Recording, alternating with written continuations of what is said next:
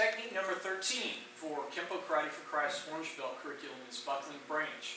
This again is one of our kick techniques. So far we've only seen a response to a front kick and specifically a right front kick.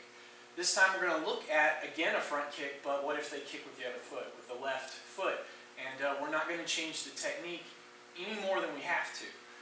There will be some necessary changes, but the first steps that we do, the first response, doesn't necessarily have to change in that case, whether they kick with the right foot or the left. Earlier, we saw with thrusting salute off the right foot, we're going to step back at that diagonal and use this big downward block, knocking their leg away. As soon as you hit it, boom, it opens them up this way. We're doing the same thing in this case. I'm going to step back, creating a big circle, dropping my weight down, using this downward block. I'm going to hit perpendicular into the leg, but this time, since they're kicking with the left leg, it's going to spin them on you. So when you do the block here, as you intercept that foot, boom, it's going to knock them and start to turn them this way. And when it does, as they kick with that left foot, and you intercept with that block here, that's going to change our reaction. Because we followed up with this front kick and palm strike in thrusting salute. Well, now they've turned their back. So you don't have the same targets that you did here and here. So now that they're facing the other direction, or as they start to turn to face the other direction, it changes at this point what we have to do. Our initial response, though, was the same. Step back with this big left downward block, but now it's starting to turn them. Now, the timing's going to change slightly here. We're still going to use a front kick, but it's going to be a slightly different front kick. The front kick in this case, and the target in this case, of course, are going to change, but the timing changes too. With this technique, your buckling branch, when you step back, you want to almost think like you stepped on a nail or stepped on a tack. And as soon as you do, you lift that foot up right away, right? You don't want to keep your foot down. So as soon as we block, we immediately come up, ready to deliver the kick. It steps back and it comes up, and it's going to kick this time, and we're going to use the shin and instep. It's almost more like the weapons we use with our wheel kick or our roundhouse kick. We use the shin and instep. You want to think of this like a roundhouse kick, but it's coming up this time.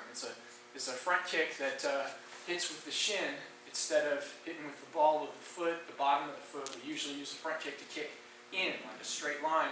This one's going to rise up that way, hitting with the shin. And our target in this case is under the leg, the left hamstring. So as soon as you block, before they have a chance to plant that down, immediately while that leg's still in the air, wham, you're kicking underneath their leg, right? Just jolting that hamstring. So that's the first step there. Step one, boom, block, and then immediately return to the kick. Now as soon as you kick here, we're going to turn into our twist stance. Turn to the right, turning the toes out. That lines the hips up here for your next target, which is going to be their knee. And we're going to kick behind the knee, creating that buckle, which will take their knee down to the floor. But I want to line my hips up so I can use the left foot this time to side kick. And that'll side kick behind the knee, and it'll take them down to the floor. Side kick behind the right knee, drops them down. So I attack the left leg, then I attack the right leg. I step back, I block the left leg, kick the left leg, twist, and then I'm going to side kick behind the right knee. And that's going to drop them down. When it hits behind the knee, boom, and they fall down. And you'll be behind them at this point. They'll drop right in front of you, and you'll be standing behind them.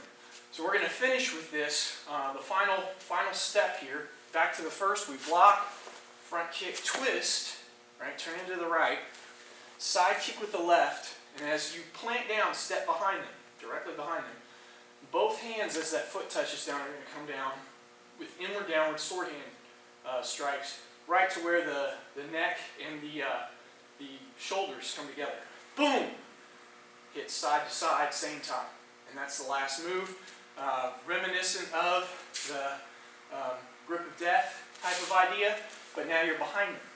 Boom! We hit down this time with sword hands, and we're chopping diagonally right into the sides of the shoulder here, right where the neck meets. That whole thing is buckling branch. One more time, we block, kick, twist, side kick, hand sword. And that's buckling branch.